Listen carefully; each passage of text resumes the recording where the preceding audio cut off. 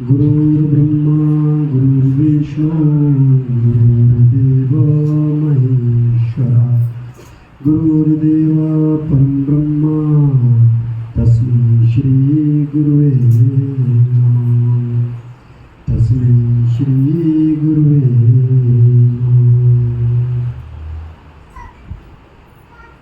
ऋषि मुनि जितने हुए और हुए अवतार, उन सबको तो योग का था केवल आधार। श्री प्रभु राम लाल जी की जय शरणम, श्री सतगुरु देव जी की जय शरणम। परम पूज्य प्रातः स्मरणीय योगी राज योग योगेश्वर प्रभु रामदास जी महाराज और परंपरा गुरु माता जी, उपस्थित आप सभी साथ संगत के चरणों में मेरा कोटिश कोटिश नमन। प्रभु जी की कृपा से जो योग यात्रा है निर्विघ्न रूप से चल रही है और प्रभु जी का जो काम है वो प्रभु जी स्वयं चला रहे हैं। तो उसी के निमित्त हम सभी आज यहाँ पर पधारे हैं प्रभु जी के चरणों में, क्योंकि बहुत सारे विद्वान हैं जिन्होंने अभी तक बहुत सारा ज्ञान हम सबको दिया। तो जब विद्वान बोलते हैं, जब सूरज निकलता है तो उसके बाद तारों का टिमटिमाना ठीक नहीं रहता है। चलो गुरु जी की आज्ञा है तो इसलिए दो चार बातें बता करके मैं अपनी वाणी को विराम दूंगा।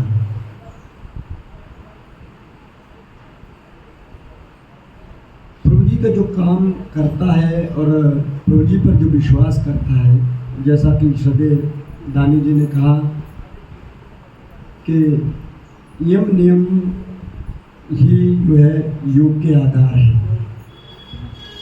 तो जो नियम है उनमें एक नियम का एक अंग है जिसको हम कहते हैं ईश्वरी प्राणिनाम, अर्थात ईश्वर पर ही अटल विश्वास रखना है। उनके दो चार उदाहरण मैं आपको दूंगा।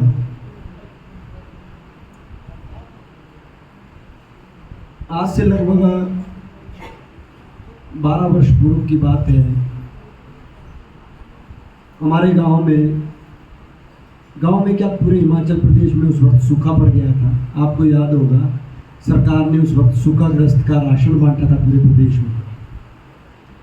सूखा इतना पड़ गया था कि गांव के जो पानी के चश्मे थे वो चश्मे भी सूख गए थे। और हमारे गांव में परिस्थिति ऐसी हो गई थी, उस वक्त ना तो गांव में रोड था, गाड़ियों में कहीं से पानी लाने की व्यवस्था नहीं थी क्योंकि रोड था ही नहीं। और जो खड्ड थी, नदी थी, वो हमारे गांव से बहुत दूर और वो भी उतराई में बहुत नीचे। अगर वहाँ से कोई लाए भी तो पूरे दिन में सिर्फ वो 5 लीटर पानी या 10 लीटर पानी ही ला सकता है। तो गांव में जो जिस सोर्स से पानी आ रहा था वो सोर्स भी लगभग 95% सूख गया था, बिल्कुल कम उसमें पानी आ रहा था। और गांव में लगभग 80-100 की बस्ती।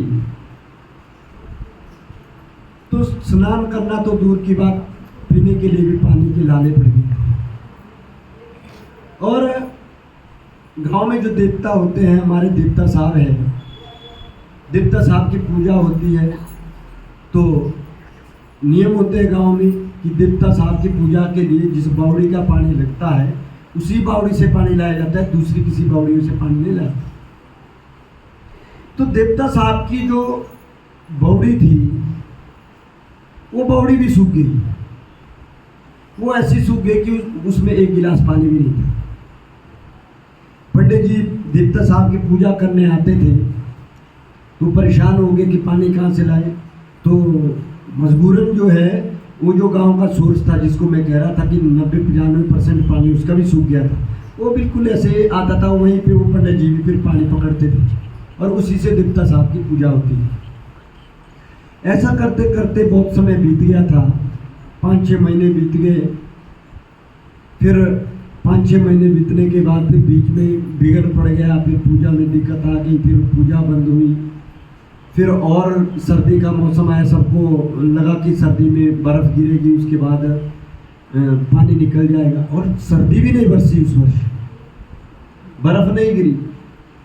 और अगला वर्ष और भयंकर हो गया, पानी के लिए जो है त्राही त्राही हो गए।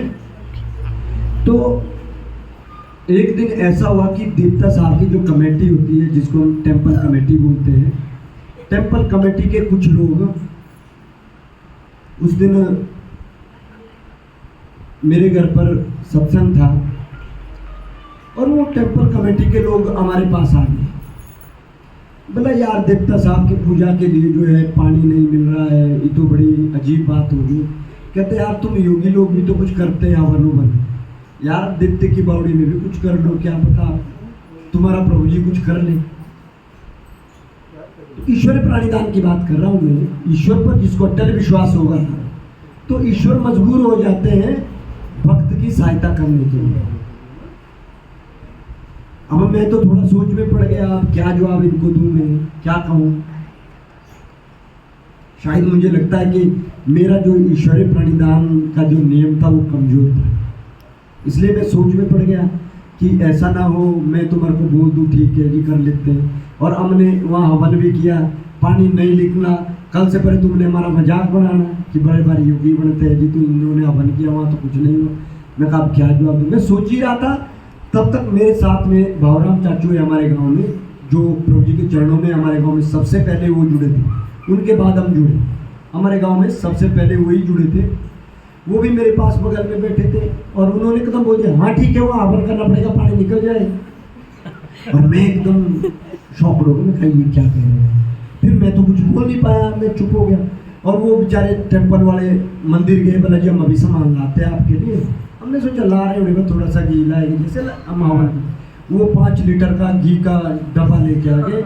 इतना उन्होंने वो सामग्री हमारे जो पहाड़ी बनाते हैं उसमें जौ जो है वो दूध में भिगोए हुए, और उसमें कुछ और सामान जो भी होता है वो लगभग 8-10 किलो बनाया उन्होंने, वो सारा लेके आ गए। ये अजीब सामान हमने तैयार किया हुआ, बस इससे आप। और मैं भावराम चाचू से लड़ने लग गया। उसके बाद वो तो चले गए थे परेशान। मैं बोला यार चाचू जी आप भी सीधा बोल देते ही हो जाएगा। मेरा कल से हमारा मजाक बनाएगी, इतना सूखा पड़ा हुआ कहाँ से आएगा पानी, अब अपन करेंगे हम वहाँ, और अपन करने के बाद पानी आ जाएगा क्या। मैं कहा ये तो हमारा कल से पहले नाटक बनाएंगे कि योगी तो ऐसे भी बनाते हैं बनाना। बोला यार रविंद्र जी मैंने बोल दिया प्रभु जी ने बुलवा दिया, मैं क्या कर सकता हूँ, बात जबान से निकल गई, तो अब क्या करें। कहते चलो चलना पड़ेगा, हवन तो आपको ही करना पड़ेगा। तो फिर तो मैं भी चल पड़ा। हम 2-3 दिन यहाँ पर है, इनको बताया सब कुछ। चल पड़े हम हवन करने की पौड़ी के पास। और उस पौड़ी में पत्थर की ऐसे वो स्टेप वाइज बने होते हैं नीचे अंदर जाने के लिए, तो उन स्टेपों में वो भरता है 1 स्टेप 2 स्टेप 3 स्टेप 4 स्टेप, जैसे पैड़ी होती है ना चारों तरफ बनी होती है पौड़ी में हमारे। तो हम अंदर गए, देखा क्योंकि वो कमरा जैसा बनाया होता है, तो उसमें हम अंदर गए। हमने देखा पानी तो था नहीं, वो नीचे बिल्कुल सूखा था उसमें पड़ा। फिर हमने क्या किया, 2 लकड़ की फट्टियाँ ले ली, एक फट्टी आगे से पीछे को लगा दी उसके ऊपर ऐसे, एक फट्टी उसके नीचे से अरे से परे को लगा दी, और उस पर हम बैठ गए जैसे घोड़े पर बैठते हैं, टांगे नीचे लटका के, अरे परे आगे पीछे 4 आदमी, और बीच में हमने बिठा दिया हवन कुंड। उसमें प्रात और हवन कुंड बैठा दिया। सामान उन्होंने दिया हुआ था हवन का, बाकी मौली वगैरह वो हम अपने पास ले गए। और हमने वहाँ पे प्रभु जी के फोटो चित्र पीछे लगा दिया कि वहाँ पे एक ऐसा नाला जैसा बना हुआ था जो बिल्कुल सूखा पड़ा हुआ था, और जिससे वो पानी आता था पहले। हमने उस नाले के ऊपर प्रभु जी को रख दिया, फिर प्रभु जी को तिलक वगैरह करके। और मैं मन में सोचूं, मैं कहा भावराम चाचू ने आज करवा दिया पूरा मन से पाखंड। मैं कहा और इसके बाद लोगों ने बनाना हमारा बेवकूफ। अब भावराम चाचू का ईश्वरीय प्राणिदान था, उनका विश्वास था प्रभु जी। तो हवन करने लगे थे हम। पहले हमने संकट मोचन स्तोत्र किया, उसके बाद हमने हवन किया। एक बार हवन करके फारिग हो गए, होना क्या था कुछ नहीं। फिर वो सामान तो बहुत था बचा हुआ, वो 8-10 किलो बनाया हुआ था उन्होंने, 5 किलो घी दिया हुआ। फिर हमने वो हवन किया, उसके बाद थोड़ा सा रेस्ट किया, फिर हम दोबारा हवन करने लगे। फिर हमने और रेस्ट किया, फिर हम तीसरी बार हवन करने लगे। जब हम तीसरी बार हवन करने लगे फिर वो सामान भी आधा हो गया था। और तीसरी बार हवन करने के बाद जब हम पूर्ण आहुति के लिए खड़े हुए, मेरी नज़र पीछे पड़ी कि प्रभु जी के फोटो के नीचे जो वो नाला था वो गीला जैसा लग रहा था। मैंने बोला यार मेरे को कुछ लग रहा है। फिर मैंने सोचा ये पहले से हमने ध्यान नहीं दिया, थोड़ा थोड़ा तो निकलता ही होगा ना, इसलिए मैं कहा कुछ नहीं। फिर हम और बाहर आ गए, फिर एक घड़ी बैठे, फिर और चले गए अंदर, फिर लगे हम हवन करने। हमने 5-6 बार हवन किया और शाम का समय हो गया। सुबह में हवन करने लगे थे, लगभग 3-4 बजे हवन ही करे थे, बाकी कुछ नहीं करे थे, ना कोई भजन, ना कोई प्रवचन, ना कोई आरती, क्योंकि संकट मोचन सुबह एक बार कर दिया था। उसके बाद हवन ही करी जा रहे थे। एक बार आहुति शुरू करते थे, 108 आहुति डाल दी, फिर थोड़ा रेस्ट करना, फिर और शाम के टाइम जैसे ही हम 5वीं बार 6ठी बार हवन करने लगे तो जो गीला पीछे नाला हो गया था उससे पानी टपकना शुरू हो गया। और हम सब फिर तो मुझे भी विश्वास हो गया। मैं कहा प्रभु जी, मैं तो प्रभु जी से यही प्रार्थना कर रहा था। मैं कहा प्रभु जी मेरा तो क्या है, मेरा तो कुछ नहीं, तो आप ही की लाज दाव पे लगी है, अपनी लाज बचा दो। क्योंकि गांव में देवता वाले हमारा मजाक उड़ाते रहते थे, क्योंकि वो तो बड़ी प्रथा वाले थे ना, तो वो तो मजाक उड़ाते रहते। फिर हमने शाम को हवन करने के बाद फिर आहुतियाँ डाल डूल के सारा कुछ करके वो पानी थोड़ा थोड़ा टिपकने लग गया। मैं कहा चलो भाई वापस घर चलते हैं। हम घर गए, दूसरे दिन हमने पंडित जी को बोला, मैं कहा पंडित जी पानी आना शुरू हो गया है, पार टपकना शुरू हो गया, शायद सुबह तक इतना तो हो ही जाएगा कि देवता की पूजा के लिए। तो पंडित जी ने बोला ठीक है, कल पूजा के लिए मैं जाता हूँ, अगर होगा तो लाऊंगा। तो दूसरे दिन पंडित जी वहाँ गए और वो देवता साहब की जो थी ना सुराई जैसी वो भर के ला गया पास। मेरे घर के पास ही मंदिर है, ये मेरा घर है, ये मंदिर है सामने, वहीं मैं देखता हूँ पंडित जी वहाँ आगे पास लगाया। पंडित जी तो पानी दे रहे हैं, वहाँ जाके तो देखना चाहिए कितना पानी। जब मैं वहाँ गया तो मैंने देखा कि वहाँ पर जो है लगभग 1000 लीटर पानी भर चुका है। सच्चिदानंद महाप्रभु श्री राम वो बौड़ी अभी हो गई। ब्रह्म और मुझे भगवान बड़ी खुशी। हमने टेम्पल, पंडित जी ने भी बोला, हमने भी बोला टेम्पल वालों को, मैं कहा भाई पानी आ, और सारे गांव में चर्चे होगी। यारी योगियों ने वहाँ बन किया, पानी आ गया, पूरे गांव में चर्चे हो। और उसके बाद 5-7 दिन के बाद टेम्पल वाले फिर आ गए घी लेके हमारे पास, भाई एक बार और करना वहाँ यार, कहीं आगे के लिए सूख न जाए, इसलिए और हवन करना वहाँ। फिर हमने दोबारा वहाँ हवन किया और आज तक वो पानी नहीं सूखा। इस बार भी हमारे गांव में खूब सूखा पड़ा है, पानी के जो है मतलब लाले पड़े हुए हैं पूरे गांव के लिए। एक नलका चला हुआ है पूरे गांव के लिए, वहीं से सब पानी लेते, 100 बस्ती है, सब मेरे घर के पास है, एक नलका लगाया, वहीं सब आते हैं, माताएं बहनें आपस में लड़ती रहती है पानी के लिए। लेकिन वो जो देखते वाली बावड़ी है उसमें आज भी पानी आधा भरा रहता है, वो नहीं सूखी, वो इस बार भी नहीं सूखी। तो मेरा कहने का मतलब है कि अगर प्रभु पर विश्वास हो, अटल विश्वास हो बावरम चाचू की तरह, तो प्रभु जी कुछ भी करने में समर्थ हो।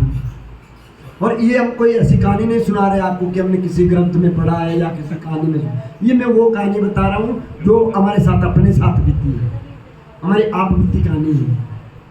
और मेरे गांव के लोग आए हैं, जिया जी आए हैं, रीना आई है, राजेंद्र है, सबको पता है। तो कहने का तात्पर्य है कि प्रभु पर अटल विश्वास, शौच, संतोष, तप, स्वाध्याय, ये सब करने के बाद लास्ट में है ईश्वर पर अटल विश्वास। अगर ईश्वर पर अटल विश्वास नहीं तो शौच, संतोष, तप, स्वाध्याय सब बर्बाद है। तो ईश्वर पर विश्वास रखना है। प्रभु जी क्या नहीं कर सकते, मुर्दे को जिंदा कर सकते हैं और सूखे में पानी ला सकते हैं, सूखे खेत में घी उगा सकते हैं, सब कुछ प्रभु जी कर सकते हैं। लेकिन अगर आवश्यकता है तो केवल ईश्वर पर विश्वास करने की। बोल सच्चिदानंद महाप्रभु श्री राम लाल पूर्ण।